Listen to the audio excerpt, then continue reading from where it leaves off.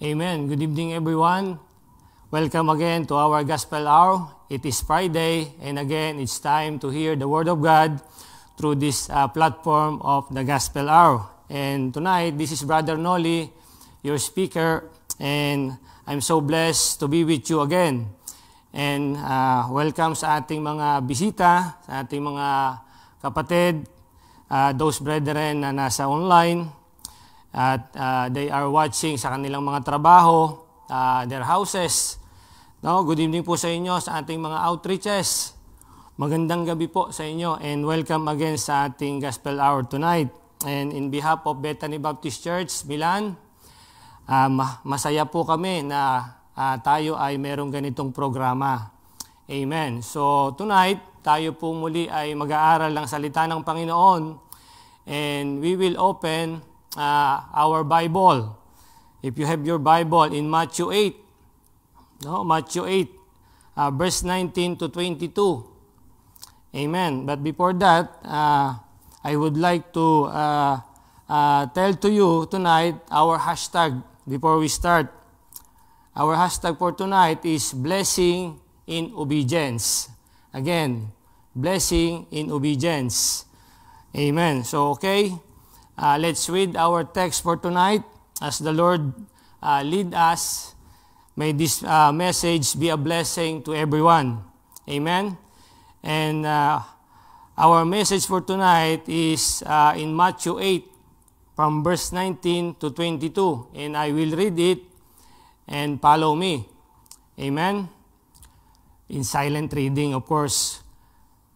Ang sabi po ng Bible sa Matthew 8, verse 19, "And a certain scribe came and said unto him, Master, I will follow thee whithersoever thou goest." Verse 20 of Matthew 8, "And Jesus saith unto him, The foxes have holes, and the birds of the air have nests, but the Son of Man hath not where to lay his head." In verse 21, "And another of his disciples said unto him, Lord, suffer me first to go and bury my father." Last verse, verse 22, "But Jesus said unto him, Follow me, and let the dead bury their dead." Let's pray. Panginoon, maraming salamat po sa gabing ito, muli sa inyo pong kalooban na kami po ay makapagpahayag ng salita po ninyo in this platform of Gospel Hour. Salamat po ng marami sa pag-iingat nyo sa amin sa buong maghapon. And thank you, Lord, for allowing us again to study Thy Word tonight. And tonight, Lord, I pray na gabayan nyo po kami, Panginoon, sa amin pong pag-aaral. Nawa po ang mensaheng ito, Lord, ay maging blessing sa mga kapatid, even sa mga bisita na na-invite po tonight. And thank you, Lord, sa Group of International na nag-invite ng bisita sa gabing ito, Panginoon. Nawa po, Lord, kayo po ang mangusap sa kanila. At this message ay maging pagpapala po, Panginoon. At nawa po, dalangin ko, Lord, na magligtas po kayo ng kaluluwa through this message, Panginoon. Dalangin ko po na i-bless nyo po even the brethren who is behind the immediate platform. Nawa po, Lord, ay i-bless nyo ang gadget na gagamitin namin. Even the brethren na nasa likod po nito, Panginoon. At salamat po ng marami sa pagkakataong ito, Panginoon. At kami po ay nandito at humihingi po kami ng gabay at ng inyong habag, Panginoon, sa gabing ito. At nawa po, Lord, ay gabayan nyo ang inyong lingkod. Gabayan nyo ang inyong lingkod sa mensaheng ito na inyo pong ipinagkaloob sa aking puso. At nawa po, Lord, ay maging blessing ako sa aking mga kapatid. Salamat po ng marami at patawad po, Ama, sa lahat ng aking mga pagkukulang.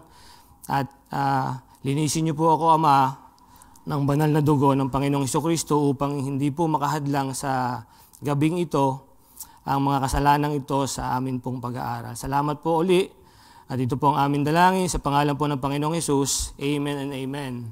Again, good evening po sa inyong lahat and welcome again sa ating Gospel Hour. Title of the message tonight, The Pressing Requirements. The Pressing Requirements. Amen? Again, hayaan niyo pong basahin ko muli ang ating text. Sabi po ng Biblia, "And a certain scribe came and said unto him, Master, I will follow thee whithersoever thou goest." Amen. So, sabi po nung scribe, gusto niyang sumunod sa Panginoon kahit saan siya pumunta.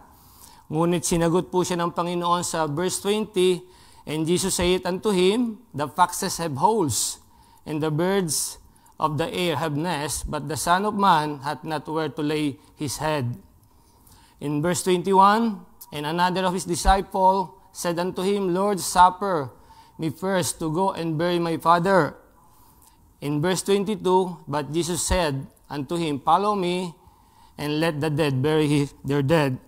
Amen. So, again, the pressing requirements. Bakit pressing requirements po ang ating title? No? Dahil po mga minamahal, ang Diyos po hanggat pwede ay para sa atin, gawin natin yung kanyang kalooban.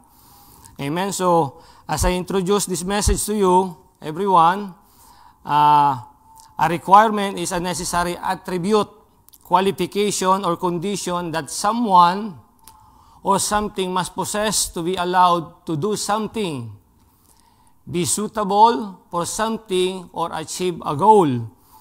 Amen. So, importante po ang requirements kung tayo ay meron mga gustong ma-achieve na goal. Amen. For example, gusto nating makakuha ng maayos na trabaho, it requires requirements.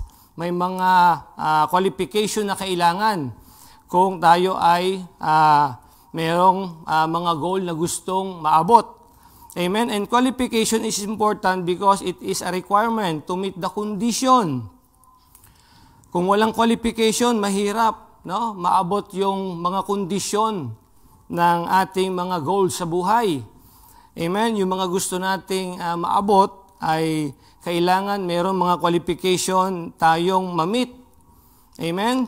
At upang ma-meet ito, kailangan nating mag-submit ng mga requirements. And to meet the requirements is having a high risk for this qualification. Pag na-miss natin mag-comply sa lahat ng requirements na ito, there is a risk of disqualification. And high position needs a high qualification.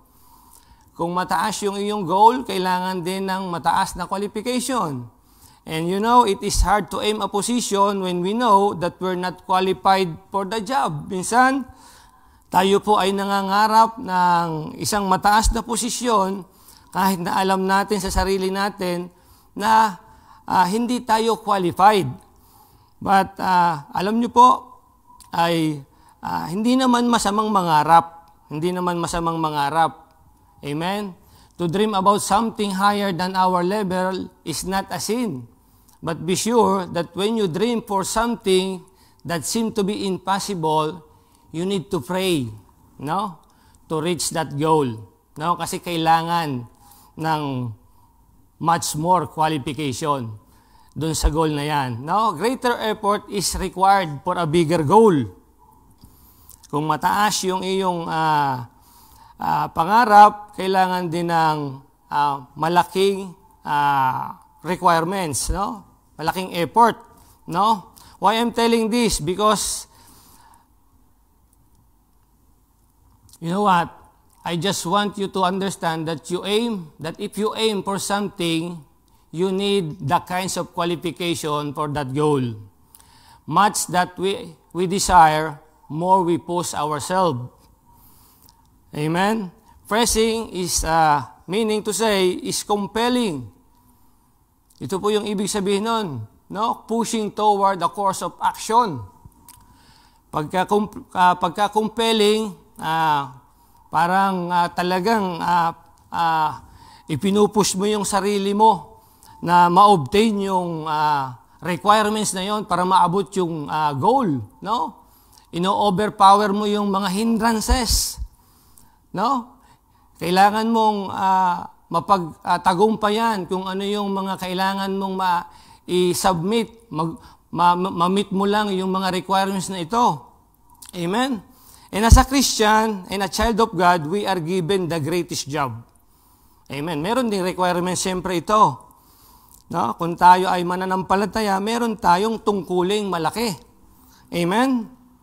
And the requirement para maging anak ng Diyos is that you have already received the Lord Jesus Christ. Kailangan tinanggap mo na yung Panginoong Jesucristo through faith and repentance. Kailangan nakapagsisi na tayo, and by grace, you are saved. And later, you will be baptized because they that gladly received the Lord were baptized and added to the church. Those are requirements. And before having a ministry sa church, kailangan na baptize ka na. Amen? And those are requirements. And Jesus Christ set an example. Kung matatandaan po natin, even the Lord Jesus Christ follow in the water baptism. One requirement for baptism is you must be genuinely saved. After fulfilling those requirements, you have already the job. So, pag nagawa mo ng lahat yon, meron ka ng tungkulin bilang isang mananampalataya. The job is, ano yung tungkulin ng mananampalataya? The job is to lead someone to Christ that needs salvation. Amen. The greatest requirements. Amen. Para makasama natin yung Panginoon.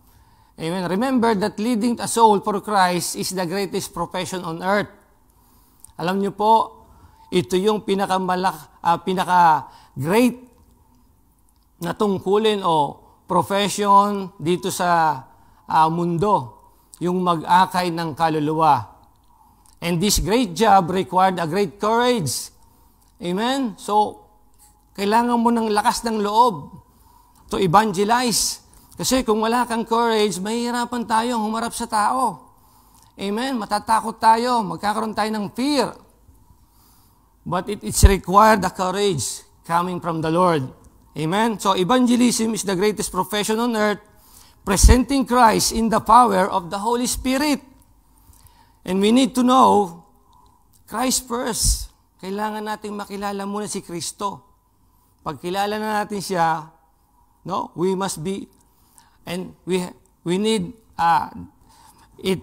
we must be indwelt by the Holy Spirit. And great job demands great requirements. Amen? So, title again, the pressing requirements. The three pressing requirements that Christ is demanding. Number one, the demand for sacrifice. Amen? Ito po yung unang demand. Ito yung unang requirements na kailangan natin gawin bilang isang mananampalataya. Sabi po ng Bible sa Matthew chapter 8, verse 20, and Jesus saith unto him, the foxes have holes, and the birds of the air have nests, but the Son of Man hath not where to lay his head. You know what? Kung iintindihin mo po at uunawain ang verse na ito, makikita mo na dito pa lang ay meron ng sakripisyong ginawa ang Panginoong Hesukristo. But you know what?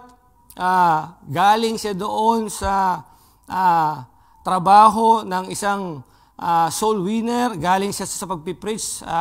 He came from the mountain to preach the word of God. Nagpagaling siya ng mga may sakit. And then, na-meet niya yung scribe na to at sinabi sa kanya, Lord, Master, I will follow thee whithersoever thou goest. Amen? You know what? Wala pang pahinga po ang Panginoon dito. Wala pa siyang pahinga. Galing siya sa pag-aakay ng kaluluwa. At hindi natin nabasa na nagpahinga siya hanggang sa umabot siya dito. Galing siya sa doon sa ministry, he healed many sick people, spiritually and physically. Alam niyo po, and the Son of Man, alam natin, the Son of God came down to do the job. Alam natin that Jesus Christ is the Son of God who came down to do this job. And the Son of God becomes a Son of Man. And this Son of God become a Son of Man for us to be the Son of God. Amen? Jesus answered the scribe who said that he wanted to follow the Lord whithersoever he go. Sinagot niya po ito, yung tanong. At yung sinabi ng scribe na ito, sabi niya sa verse 19, and a certain scribe came and said unto him, Master, I will follow thee whithersoever thou goest. You know what? The Lord said, at sinagot siya ng Panginoon. At dito niya sinabi, the Lord said, foxes have holes. And he answered, the scribe whose desire is to follow him whithersoever to go the master. Ito yung sinagot niya sa kanya, the exact word ng scribe. Master, gusto kong sumunod sa iyo kahit saan ka magpunta. Pero sinagot siya ng Panginoon. Buti pa yung mga fox, meron silang lungga.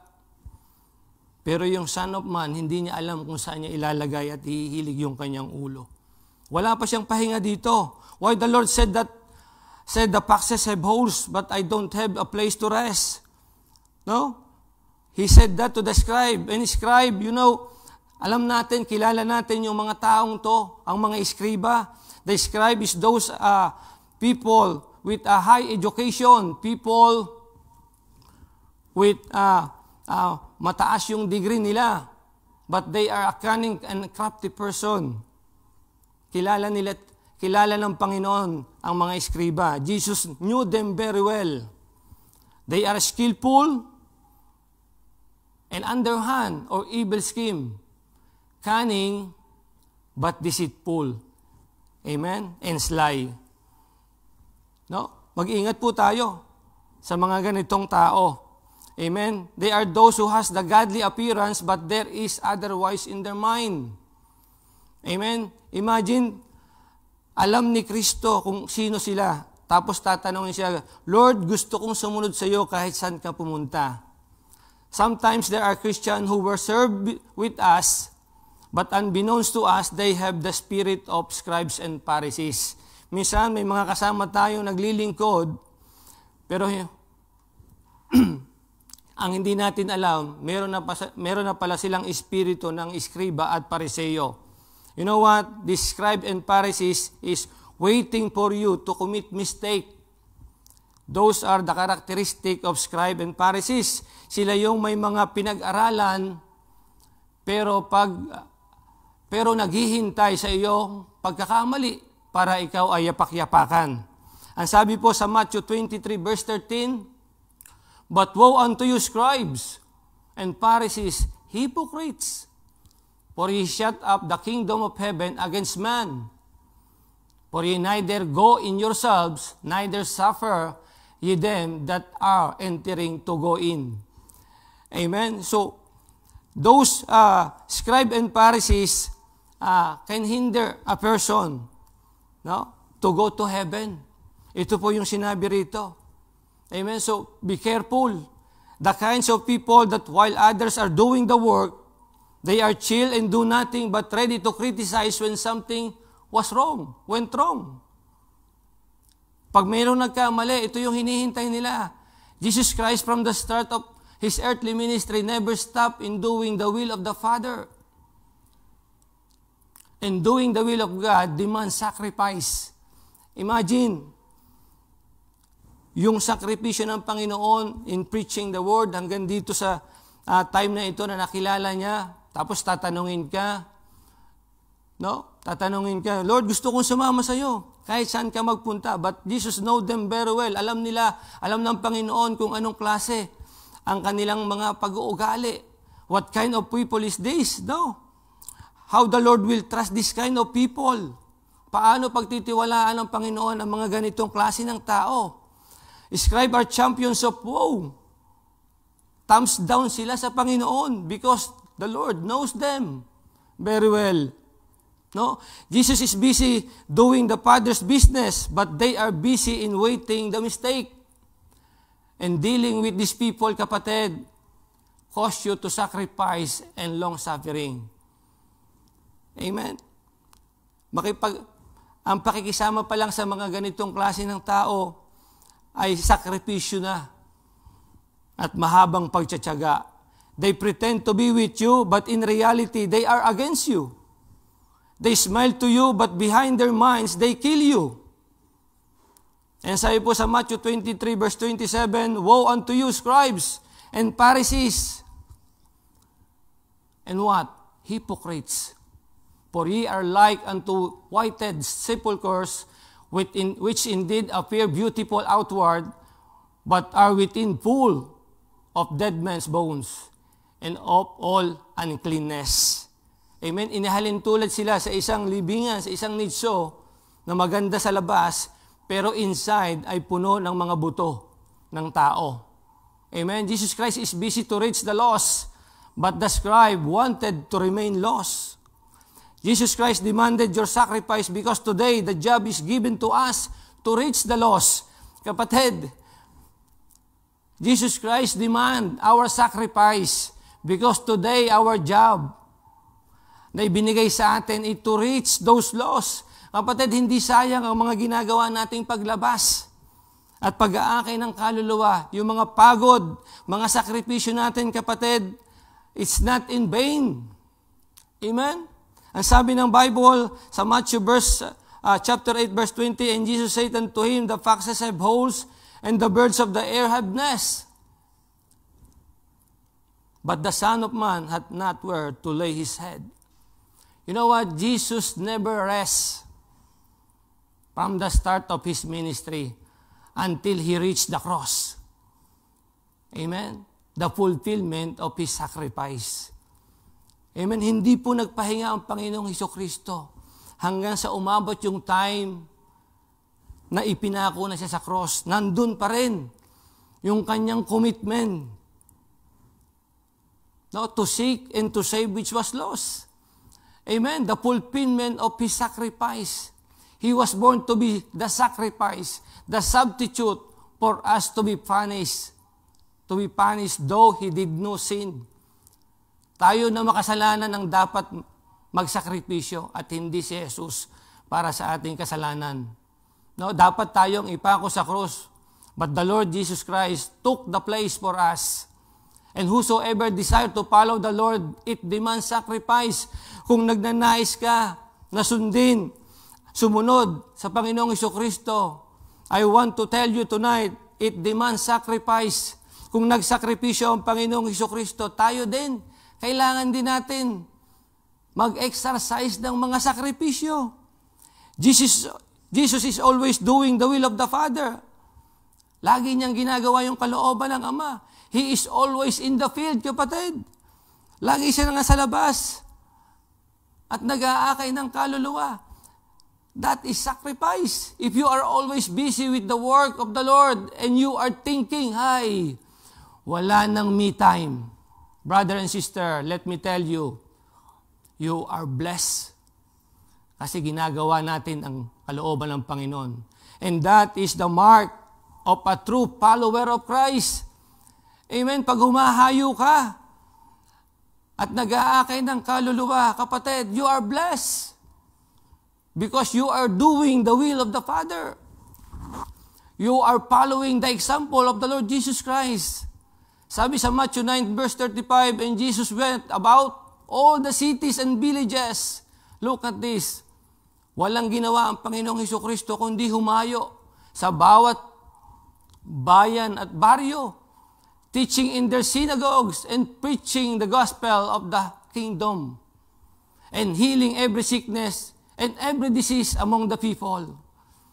In Matthew 9 verse 36, but when he saw the multitude, he was moved with compassion on them because they fainted and were scattered abroad as sheep having no shepherd. Tanungin kita, kapatid, pag nakakakita ka ba ng isang kapwa mo tao, do you have the compassion na baka itong taong to ay wala pang relasyon sa Panginoong Hesukristo, and when he die, he is in danger to eternal punishment? Amen? Dapat meron tayong compassion. In verse 37 of Matthew 9, then say it unto him, he unto his disciple, the harvest truly is plenteous, but the laborers are few. Kapatid, Jesus Christ demonstrated his compassion for the lost because the field was so vast. Malaki po ang ating tungkulin sa trabahong ito. Na-fulfill natin yung requirements. Now, kailangan nating gawin yung trabaho. Now, how can he rest? Paano siya magpapahinga? Kung kulang yung manggagawa, kung kulang yung mga makakatulong niya. In fact, he is asking to pray for more laborers that are willing to sacrifice like him. Amen. Question is, what sacrifices you have already done in your life as a Christian? Ito po yung mga tanong. Ito yung tanong. Anong mga sakripisyo na ang nagawa natin bilang Kristiyano? In Matthew 9:38, pray ye therefore the Lord of the harvest, that He will send forth laborers into His harvest. In Matthew 16:24, then Jesus said unto His disciple, if any man will come after me, let him deny himself and take up his cross and follow me. Kapatid, if someone desire to follow Christ, remember, He demands sacrifice. Amen? He demands sacrifice. And I hope, kapatid, if you are doing something sa gawain ng Panginoon, ikaw po ay blessed sapagkat nandyan yung iyong sakripisyo. And I hope you are doing this not like a scribe and the Pharisee.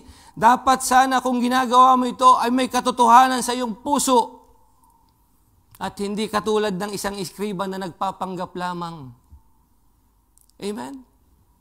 Dapat totoo po tayo sa ating commitment. And it demands sacrifice. Don't be weary, kapatid, kung napapagod ka. Don't be disappointed.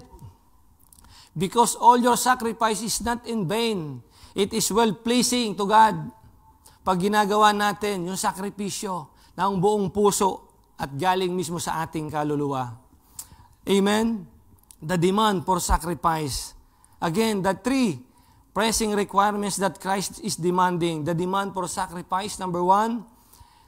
Number 2, the demand for loyalty. Amen? The demand for loyalty. Sabi po sa verse 21 and 22, and another of his disciples said unto him, Lord, suffer me first to go and bury my father. And in verse 22, ito yung sagot ng Panginoon sa kanya. But Jesus said unto him, follow me and let the dead bury their dead. Sumunod ka sa akin, hayaan mo yung mga patay na ilibing ang kanilang patay. You know what? The other disciple said, Lord, can I go first to my father's burial? Nagpaalam, pwede bang ilibing ko muna yung aking tatay? You know what? In the human perspective, it seems to be the right thing to do. To take it first, the concern when it comes to family. Tama naman po, unahin natin yung ating pamilya. We are taught that family is our first ministry. Amen? Tinuruan tayo na unahin natin ang ating pamilya. And there is no problem about that. That is biblical. Nalulugod ang Panginoon pag inuuna natin ang ating pamilya. But you know what? In the first glance, you will think and ask, what kind of answer is that? Bakit ganoon yung sagot ng Panginoon sa akin? No?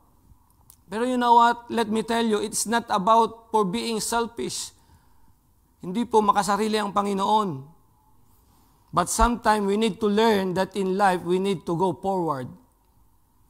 Kailangan nating mag-abante sa buhay. Amen? There are areas in life na wala tayong control. Wala tayong magagawa. But it doesn't mean na hihinto ka na o hinto na tayo. Walang pause na ginawa ang Panginoon. He continued, mga kapatid. Nagpatuloy ang Panginoon. Amen? Kung babasahin nyo yung mga previous chapter, tuloy-tuloy siya sa kanyang ginawa. And remember that Jesus Christ is God in a human form. And God is an all-knowing God. As I tell you, alam ng Panginoon. Ang puso natin.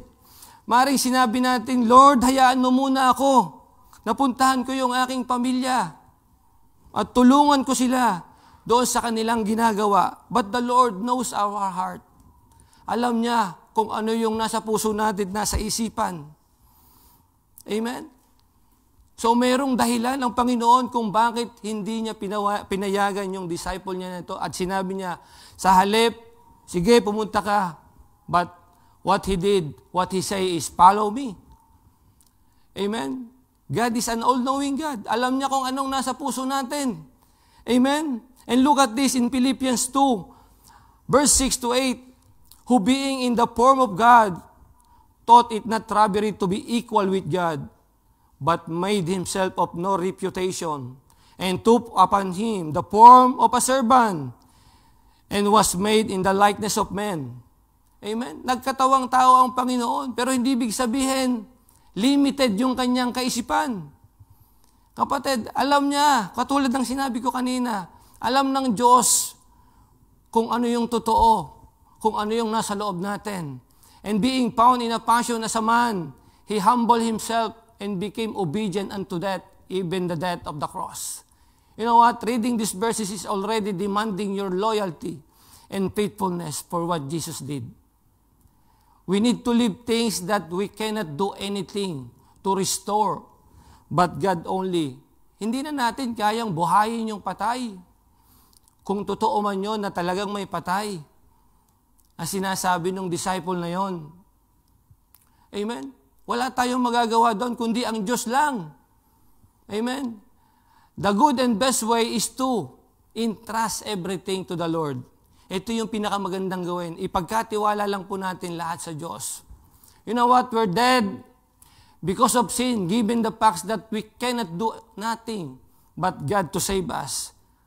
Amen? Yung sarili nga natin, hindi natin kayang iligtas kundi yung Panginoon lang. Yung patay pa kaya ang kaya nating buhayin. Amen? The father of that disciple is already dead. But have you asked yourself, maybe that is only an scapegoat? That's why Jesus didn't allow him. Minsan marami tayong dahilan. Minsan ayaw natin gawin yung kalooban ng Diyos at marami tayong alibay. Amen?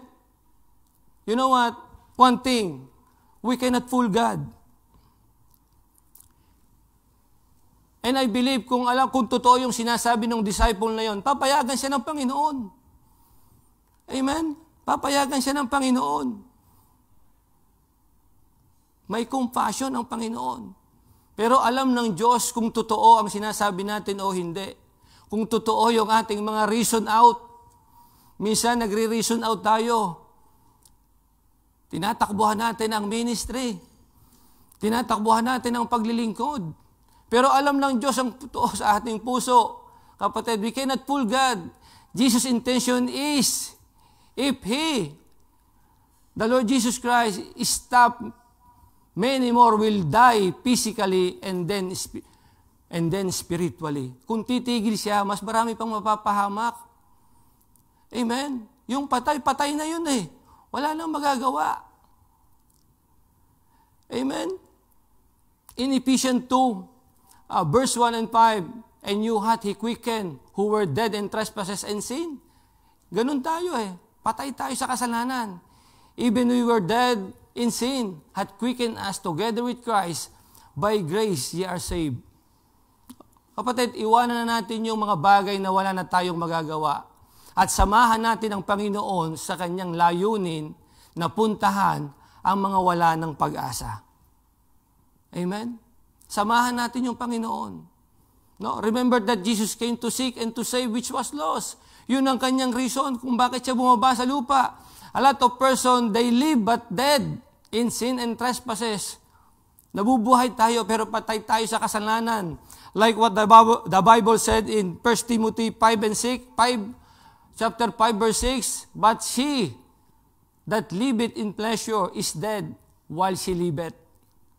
Amen? Buhay pa, pero patay na. Amen? Nabubuhay siya physically, but spiritually dead. Because he's doing only worldly things. Wala siyang spiritual activity. Amen? He live in pleasure, or she live in pleasure. Kapatid, pag nabubuhay tayo sa kamunduhan, patay tayo spiritually. Wala tayong appetite sa salita ng Diyos. There are many people who live physically but dead in sin and trespasses or dead in spirituality. In Colossians 2 verse 13, and you being dead in your sins, and the uncircumcision of your flesh, hath He quickened, together with Him, having forgiven you all trespasses. Amen. Jesus said, follow me and let the dead bury his dead. Wala na tayong magagawa dito. You know what? As a follower of Jesus Christ, give your time to the important and leave those things that are finished. Yung tapos na, wag na natin balikan. Wala na tayong magagawa doon. Let's focus doon sa gustong ipagawa sa atin ng Panginoon. Amen?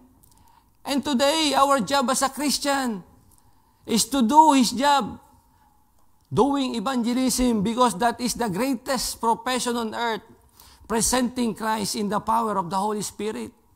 Amen? Because, you know what? Redeeming the time, because the days are evil, mabilis. Ang araw, pasama ng pasama. Do you think that the Lord did not wanted to waste His time? Alam mo ba na ayaw sayangin ng Panginoon ang kanyang oras? And following the Lord in times of difficulty, it demands loyalty. And following the Lord without difficulty, it is easy. But following Him despite of difficulties and hindrances is another thing. Kapatid, amen, madaling sumunod pag wala kang mga struggle sa buhay. Pero how about kung meron ka ng mga struggle, susunod ka pa ba? Amen. Lord, I will follow you, but saying, wait a moment. Suffer me first. It's not loyalty, kapatid. Hindi loyalty yun. Teka muna, Lord, mamaya na ako susunod. Sandali lang po. That's not loyalty. And Jesus said unto that disciple is precisely to follow Him without thinking for a baggage. Kapatid, kahit sa atin, sinasabi ng Panginoon, kung susunod ka sa akin, deny yourself. Amen. Kalimutan natin ang ating sarili because loyalty is the state of quality of being loyal. Faithfulness to commitments or obligation. Kailangan natin maging faithful doon sa commitment natin. Amen? Nag-commit tayo sa Panginoon one time in our life. That time na nasave tayo. That time na mainit tayo. Lord, gagawin kong lahat. Ang gusto mong ipagawa sa akin, salamat ng marami. Because you saved my soul. But the question is, how many commitments to God you have already fulfilled? Ganong karami na yung commitment mo na nagawa? O ganong karami na yung commitment na hindi mo nagawa? No? Let us ask ourselves, ilan na ba yung hindi ko nagawa? Ilan na yun? Ilan na rin yung nagawa ko? Amen? That's not loyalty. Pag hindi natin nakukommit yung ating mga commitment, na ibibigay yung ating mga commitment. When you are a disciple, meaning to say that you have already give your commitment and you are now obliged to follow Him alone. Amen? Di ba? Tayo ay nagsasabing tayo ay follower of Christ. Dala-dala natin yung pangalang ni Kristo, Kristiyano, Christian ang tawag sa atin. At ang tanong, when you are a disciple, ang ibig sabihin noon ay meron kang mga commitment. No? Meron kang mga commitment, kapatid. Tandaan natin, balikan natin yung mga commitment natin. Amen? And now, He demands your loyalty because you have already committed. Pag hindi natin nagawa yung mga commitment natin na yan, that's not loyalty. We lie to God. In that case, nagsisinungaling tayo. Ang sabi sa Acts 5:4, whilst it remained, was it not thine own? And after it was sold, was it not in thine own power? Look at this. Why hast thou conceived this thing in thine heart? Bakit hinayaan mong mapunta ito sa iyong puso? Kapatid, ito yung tanong, yung mga commitment na yan na hindi natin nagawa. Bakit hinayaan mo sa puso mo na hindi mo na ginawa? Thou hast not lied unto me, sabi ng Bible, but unto God. We know what happened to them. Alam natin yung istorya nito. They took away the part of the price of the money. Amen?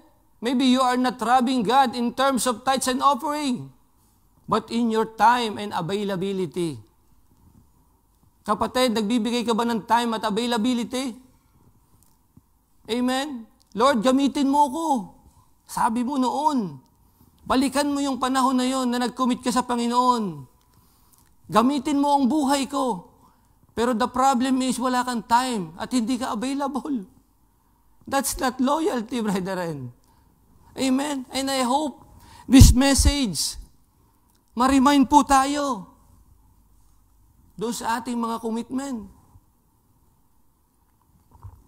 As I say, pag hindi po natin nagawa at natupad yung ating mga commitment, that's not loyalty.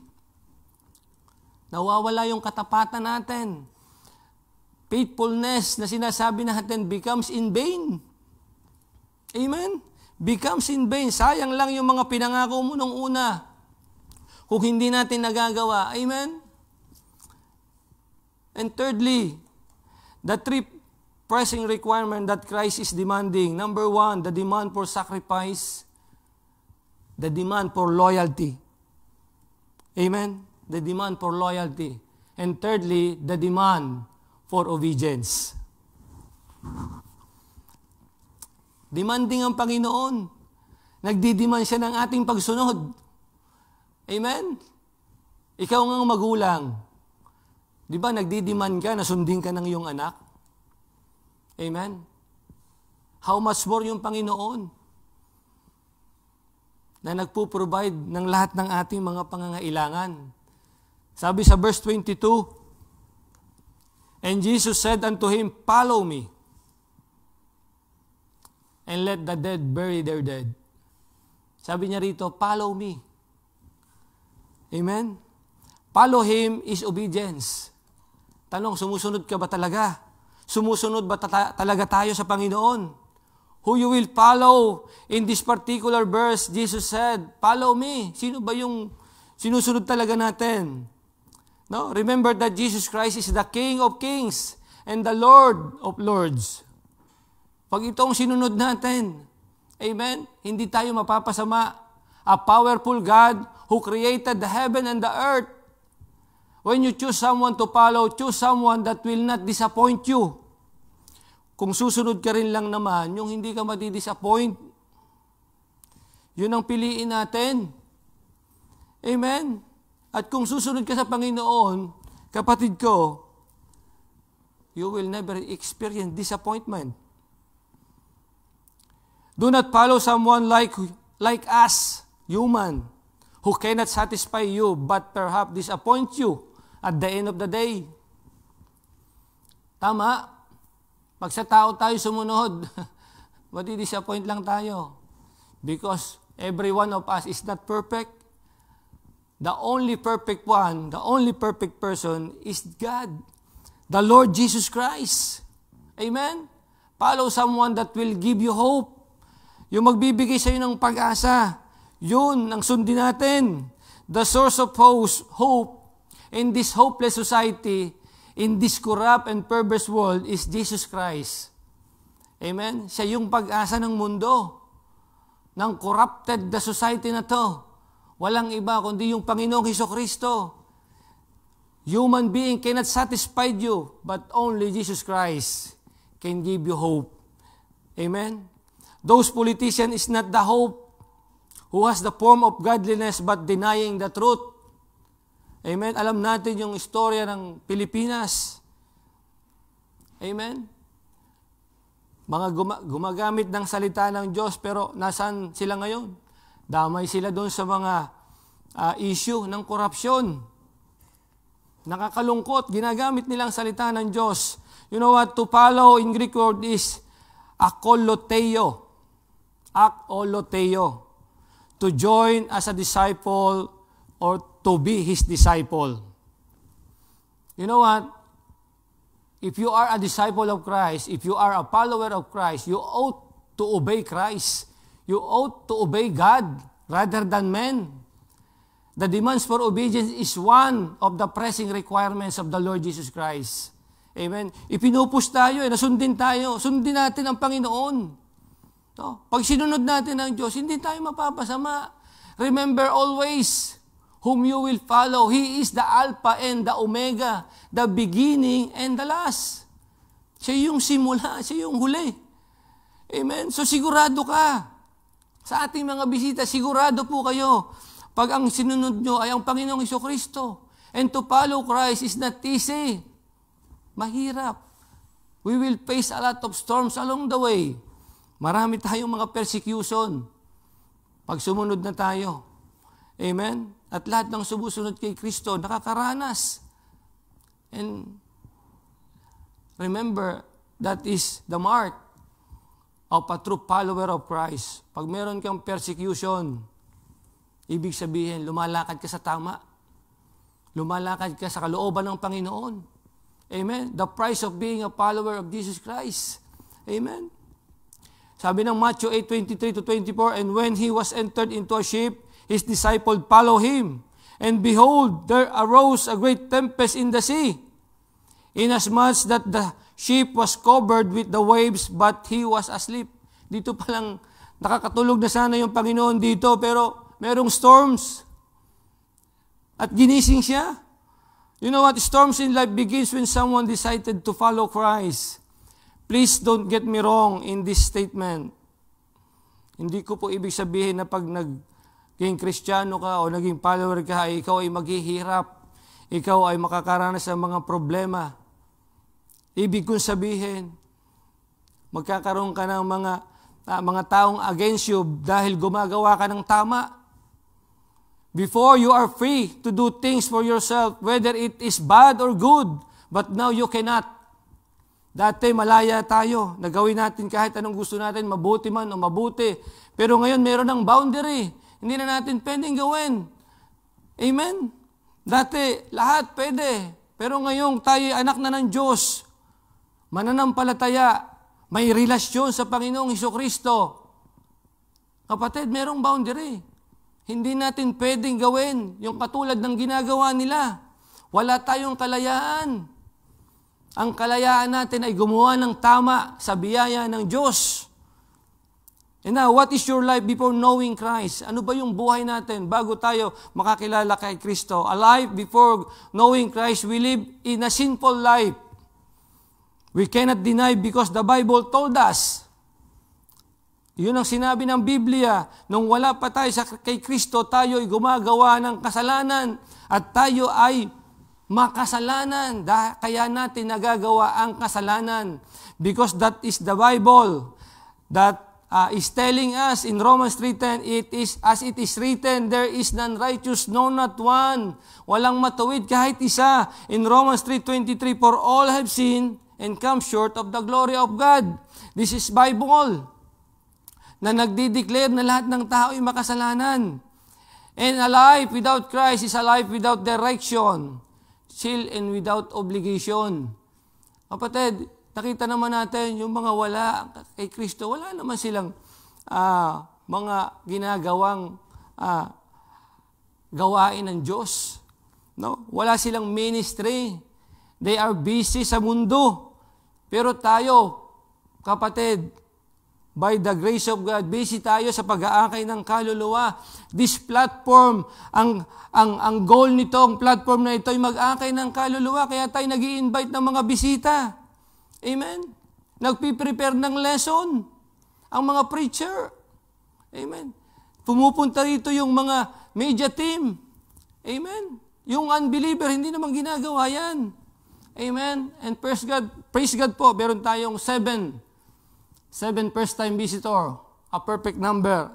Amen. Sir Joseph Isaac from India. Si Ma'am Esmeralda Pitagan. Ma'am Wena Bunggaling from the Philippines. Si Ma'am Shirley Dicang Garcia. Si Ma'am Tina Bahado Pranche. Ma'am Josephine Bacocho Larsen. Ma'am Marnelli Lapitan. Meron po tayong returnee. Amen. Meron tayong 2 returnee, Ma'am Marisa Alfonso and si Ma'am Len Dose. Amen. Salamat po sa inyo. sa inyong pagbibigay ng time. Your time that you spend in this platform, hindi po in vain, hindi po sayang. Hindi po sayang yung time nyo ngayong gabi. And you know what? As we continue, a life without Christ is a life without direction, chill and without obligation. As I said, marami sa kanila ang kanilang pansarili, ang kanilang inaasikaso. Pero biyaya ng Panginoon, yung mga anak niya ay gumagawa ng kanyang kalooban. Isa na rito, yung pagpapahayag ng salita ng Diyos dito sa platform na ito. And we are so blessed to be used by God. Salamat po sa Panginoon. Meron kaming ginagampanan. You know what? You do what you want. You obey yourself. That leads to a sinful life, way of life. Ito yung trabaho natin dati. Seems to be happy dati, but you feel unsatisfied in the end of the day. Di ba? Wala naman nangyari. Pagkatapos ng happy-happy, malungkot ka na uli. Though no one is against you, something is always missing. Something is always missing. Wala ngang kontra sa'yo, pero kulang pa rin. Amen? At yung mga taong na kay Kristo, you know what? This is their life. In 2 Corinthians 5:17, therefore, if any man be in Christ, he is a new creature. And all things are passed away. Ano yung mga passed away na yun? Yung lumang buhay. Yung luma nating pag-uugali. Yung mga luma nating gawain. Pag na kay Kristo ka na, tinatalikuran na natin yan. And behold, all things are become new. Bagong nilalang na tayo. Gumagawa tayo ng mabuti dahil meron tayong Kristo. Hindi tayo gumagawa ng mabuti dahil gusto nating maligtas. Amen? Now that you know Christ, nung makilala mo si Kristo, di ba, biglang nagbago ang buhay natin? Merong nagbago. No? Your friends and family became your enemy. And what a tragedy. No? Hindi naman ibig sabihin nakipag-away ka na sa kanila. Kasi ayaw nila na nung ginagawa mo. Hindi ka na nila nakakasama sa paggawa ng mga kalokohan. Hindi ka na nila nakakasama sa inuman, sa barkadahan. Dahil busy ka na ngayon sa gawain ng Panginoon. You know what the difference between being Christ and being the world? With Christ, storm is normal, but Jesus is beside you. Amen? Kung meron ka namang struggle, meron kang pinagdadaanan, the comfort is the Lord Jesus Christ is beside you. Kasama mo ang Panginoon. In the world, storms are heavy excuse me, and destructive, but no one beside you, aside yourself. Nag-iisa ka. Wala kang pag-asa. Pero kung na kay Kristo ka, amen, meron kang comfort. Amen. The demands for obedience guarantees you protection. Amen? Sabi ng Bible in Deuteronomy 3:22, ye shall not fear them, for the Lord your God, He shall fight for you. No? Imagine, merong lalaban para sa'yo. In Deuteronomy 20 verse 4, for the Lord your God is He that goeth with you. Sasamahan ka to fight for you against your enemies, to save you. Imagine that. Aren't you glad na merong lumalaban, nakikipagtunggali para sa'yo? Imagine, kung mayroon kang struggle, kasama mo yung Diyos. What a comfort. No? The demands for obedience guarantees you provision. Pag sumunod ka, may provision. God will provide. In Philippians 4:19, but my God shall supply all your need according to His riches in glory by Christ Jesus. Amen? Ipuprovide ng Panginoon lahat ng ating pangangailangan if you obey. Kaya nga, the demands for obedience guarantees you provision. And the demands for obedience guarantees your assurance and power. Imagine that. Bibigyan ka pa ng kapangyarihan at kasiguraduhan. Look at this, sa John 1:12. But as many as receive Him, to them gave He power to become the sons of God. Bibigyan ka ng karapatan at kapangyarihang maging anak ng Diyos. Even to them that believe on His name. What an assurance! Nakakasigurado tayo dito. And the sure things when you obey God is a blessing. Amen? When you obey God, there is a blessing. Amen? At sa atin pong mga bisita, pag sinunod mo ang kalooban ng Diyos, ang sabi niya, ikaw ay makakatanggap ng pagpapala. Amen? And you know what? When you repent of your sin, pag nagsisi ka ng kasalanan, makakatanggap ka ng kapatawaran. Amen? Sabi ng Bible, if you confess Him, pag kinumpisal mo siya, if you confess Him, and if thou shalt confess Him, sabi ng Biblia, the Lord Jesus Christ, and believe in thine heart, pag nanampalataya ka ng buong puso sa Kanya, ang sabi ng Biblia, ikaw ay maliligtas. That God, when God raised Him from the dead, thou shalt be saved.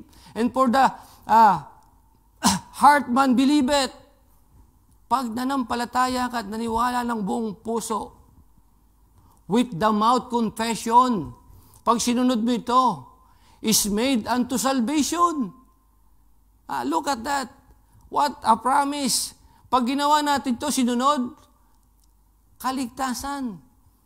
Salvation, kapatawaran ng ating kasalanan. Because lahat ng tao ay makasalanan. Kasama po tayong lahat doon. For all have sinned and come short to the glory of God. Ang sabi ng Biblia, but repentance toward God and faith unto the Lord Jesus Christ. Pero pag nanampalataya ka at naniwala sa Panginoong Jesucristo, ikaw daw ay maliligtas. Amen. Magkakaroon ka ng kapatawaran. Amen. So, kapatid, kung ang sinabi ng Biblia ang tayong lahat ay makasalanan, kailangan natin ng kapatawaran, kailangan natin ng kaligtasan, kailangan natin ng tigapagligtas. At walang iba kundi ang Panginoong Jesucristo lamang po ang makakapagligtas sa atin because He is the way, the truth, and the life, and no man cometh to the Father except by Him. Ang sabi ng Biblia, for whosoever call upon the name of the Lord, thou shalt be saved. That is a promise. Alam mo ang gagawin ko sa iyo? Kung ako sa iyo, sabi mga bisita, I will obey God because it demands obedience. Kung sinabi niya na tumawag ka sa aking pangalan at ikaw maliligtas, ngayong gabi, yun ang gagawin ko kung ako po sa inyo. Amen? Tatawag ako sa pangalan ng Diyos, sa pangalan ng Panginoong Jesucristo, susundin ko yung kanyang kalooban, magsisisi ako ng kasalanan, tatanggapin ko siya, I will confess unto my mouth that God raised Him from the dead, ang sabi ng Biblia, thou shalt be saved. Susundin ko po yun kung ako sa inyo because the demand for obedience, ang kapalit nito ay blessing. Makaka-obtain ka ng blessing ng kaligtasan sa gabing ito. If you are a visitors, I demand you to obey Lord, to obey God. Amen? To repent of your sin, to admit that you are a sinner. We are all sinner. Kasama po ako doon. And ask the Lord for forgiveness and accept Him as your Lord and Savior. Ang sabi ng Biblia, thou shalt be saved. Thou shalt be saved. Amen? If you are visitors, pwede ko po ba kayong imbitahan if you desire to be saved tonight? Because this is the time, this is the day of salvation. No, wag na nating ipagpabukas because there is an unpromised tomorrow. Hindi natin alam kung buhay pa tayo bukas, pero ngayong gabi, meron na tayong pagkakataon. This is the time. This is the day of your salvation. At kung ako sa iyo, susundin ko ang panalangin na to because obedience, ang kasunod nito ay blessing. Amen? Pag sumunod po tayo, makakatanggap tayo ng pagpapala. Amen? So if you're a visitor, may invite you to pray with me and pray this prayer. This prayer cannot save you, but this is a way para humingi ka po ng tawad sa Panginoon. Amen? So if you're a visitor, follow me in this prayer. Ama naming Diyos, salamat po sa gabing ito. Nalaman ko po na ako isang makasalanan. Wala po akong kakayahang iligtas ang aking sarili. Narinig ko po sa gabing ito, Panginoon, kung ako'y magpapakumbaba, hihingi ng tawad, ako po'y inyong papatawarin. Because the Bible said, if we confess our sin, He is faithful and just to forgive us. Hindi po nagsisinungaling ang Diyos. Ginagawa po niya ang kanyang tungkulin. Kaya dalangin ko po, Ama, patawarin niyo po ako sa aking kasalanan. Inaamin ko po na ako'y nagkasala at wala po akong kakayahan na patawarin ang aking sarili. Sa gabing ito po narinig ko na ikaw ang daan, ikaw ang katotohanan, ikaw ang buhay. Kaya sa gabing ito, Lord, patawarin niyo po ako. Gusto ko pong pumunta sa langit sa pamamagitan mo, Panginoon. Linisin niyo po ako ng banal na dugo na inyong idinanak sa krus ng Kalbaryo upang ako po'y magkaroon ng karapatan na maging anak niyo. Because sinabi niyo po, nabibigyan niyo po ako ng kapangyarihan at karapatan na maging anak niyo kung ako po'y magpapakumbaba at maniniwala sa inyong banal na pangalan. Lord, nananampalataya po ako sa ginawa niyo sa krus ng Kalbaryo. Salamat po sa inyong sakripisyo para sa aking kasalanan. Salamat po sa pagbabayad niyo sa aking mga kalikuan. Sa gabing ito, Lord, tinatanggap po kita bilang aking Diyos at ikapagligtas ng aking kaluluwa. Salamat po sa buhay na walang hanggan na inyong pangako. Because you said so, Panginoon, that you love the world and whosoever believe in you should not perish but have everlasting life. Nananampalataya po ako, Panginoon, dito. Kaya tinatanggap po kita bilang Diyos at ikapagligtas ko. Mula po sa araw na ito, ikaw na po ang manguna sa akin. Tulungan niyo po akong sumunod sa lahat ng inyong kalooban. Salamat po ng marami. Salamat po sa mensahe. Ito po ang aking dalangin sa pangalan ng Panginoong Hesus. Amen and amen. If you follow that prayer, if you are a visitor, I hope you follow that prayer. Amen. And do not hesitate po na i-declare kung talagang tinanggap niyo ang Panginoong Hesukristo. Type there, I accept the Lord Jesus Christ as a declaration of your faith. Huwag po natin ikahiya. Amen. I-declare po natin, if you are a visitor who accepted the Lord Jesus Christ, Brother Noli, naintindihan ko yung mensahe, kailangan ko ng tigapagligtas, humingi ako ng tawad sa Panginoon, I pray with you, and I accept the Lord Jesus Christ. Kung tayo po ay tumanggap sa Panginoong Hesukristo, let us declare our faith. Amen? Through our comment section. Amen? So, as we conclude po, the three pressing requirements that Christ is demanding. Number 1, the demand for sacrifice. Number 2, the demand for loyalty. And lastly, the demand for obedience. You know what? When you do a sacrifice, you please the Lord because you deny yourself facing the hardship.